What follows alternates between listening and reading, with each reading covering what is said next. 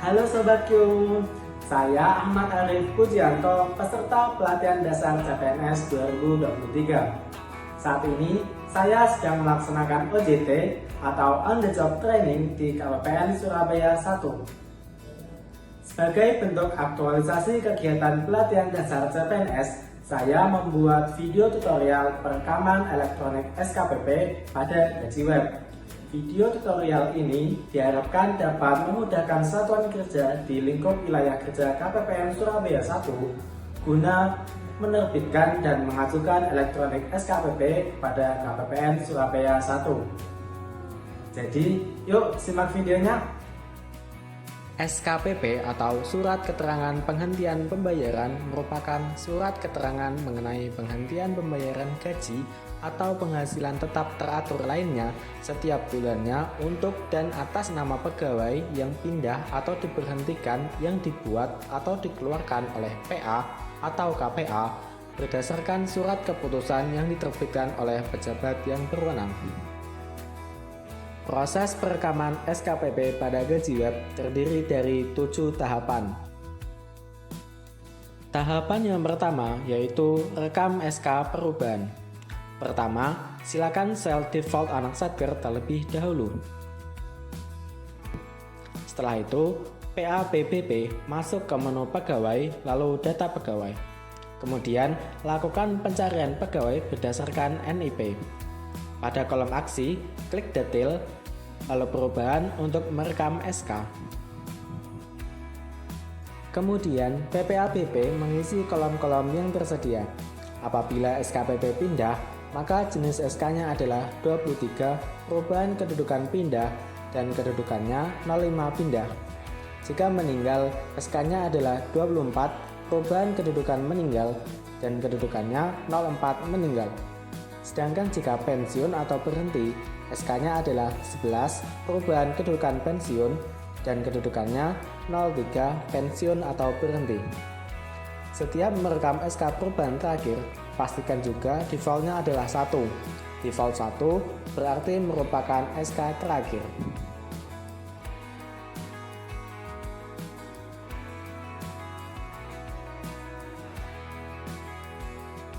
Tahapan yang kedua yaitu rekam referensi nomor SKPP melalui menu SKPP. Namun, menu SKPP tersebut tidak tampak di tampilan default gaji web sebagaimana tampilan berikut. Oleh karena itu, silakan melakukan zoom out tampilan dengan mengklik tanda titik 3 di pojok kanan atas browser, sehingga akan tampak fitur untuk memperkecil ukuran tampilan. Kemudian, kecilkan persentase zoom dari 100 menjadi 80%. Sehingga akan terlihat menu SKPP di layar. Selanjutnya, pilih menu SKPP, lalu referensi nomor SKPP. Kemudian, klik tambah. Lalu, isi nomor SKPP yang diinginkan, isi status nomor SKPP tersebut, dan simpan. Sehingga hasilnya akan tampak sebagaimana di layar. Tahapan kegiatan yang ketiga yaitu rekam SKPP. Setelah merekam nomor referensi SKPP, PPABP masuk ke menu SKPP, RUH SKPP. Lalu klik tambah. Isi kolom-kolom yang tersedia.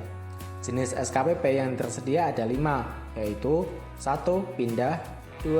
Pensiun, 3. Berhenti non-pensiun, 4. Meninggal berhak pensiun, dan 5. Meninggal tidak berhak pensiun. Jenis SKPP nomor 2 sampai dengan 5 masuk ke SKPP pensiun atau berhenti. Selanjutnya, pada kolom aksi, klik update data detail SKPP. Selanjutnya, pilih pegawai yang dimaksud. Lalu, klik lengkapi data pada kolom aksi, kemudian cek kembali detail gaji pegawai tersebut. Cek utang jika ada data utang pada pegawai. Jika ada utang, isikan kode akun terkait utang pegawai tersebut. Cek tujuan untuk memastikan tujuan kode satker yang baru untuk SKPP pindah. Ini bersifat tidak wajib. Jika data pada header SKPP sudah oke, PPA-BP melakukan kirim SKPP ke PPK atau KPA. Tahapan yang keempat yaitu persetujuan SKPP oleh PPK. Pertama, set default anak satker terlebih dahulu. Lalu, PPK masuk ke menu SKPP, lalu RUH SKPP. Lihat data detail SKPP untuk memastikan data sudah oke. Selanjutnya, PPK memeriksa kembali data gaji pegawai yang bersangkutan. Selanjutnya, PPK melakukan persetujuan SKPP. Tahapan yang kelima yaitu cetak SKPP dan kirim SKPP ke KPPN. Setelah PPK melakukan persetujuan, PPK melakukan cetak SKPP dan kirim SKPP ke KPPN. Menu tersebut ada pada kolom aksi, lalu PPK klik cetak. Selanjutnya, klik refresh hingga status cetak SKPP selesai. SKPP dapat diunduh dan dikirim ke KPPN. Tahapan yang keenam yaitu kirim pegawai pindah ke satker baru.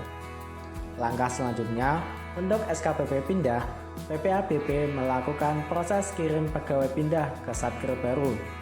Masuk ke menu SKPP, lalu RUH SKPP. Pastikan status SKPP adalah 10. SKPP telah disetujui KPPN. Lalu, klik kirim ke satker baru pada kolom aksi. Kemudian, status SKPP akan berubah menjadi 14. SKPP sudah dikirim ke satker baru. Tahapan yang ketujuh yaitu satker baru terima pegawai pindah. PPA-BP satker baru masuk ke menu pegawai, lalu terima pegawai pindah. Lalu cari dan pilih pegawai yang dimaksud. Klik terima. Data pegawai baru akan aktif di satker baru. Jika satker baru sudah melakukan proses terima pegawai pindah, satker lama dapat melihat status pegawai pindah tersebut pada menu SKPP, lalu RUH SKPP. Lalu, klik lihat data detail SKPP. Jika pegawai pindah sudah diterima, maka kolom kode satker baru akan terisi.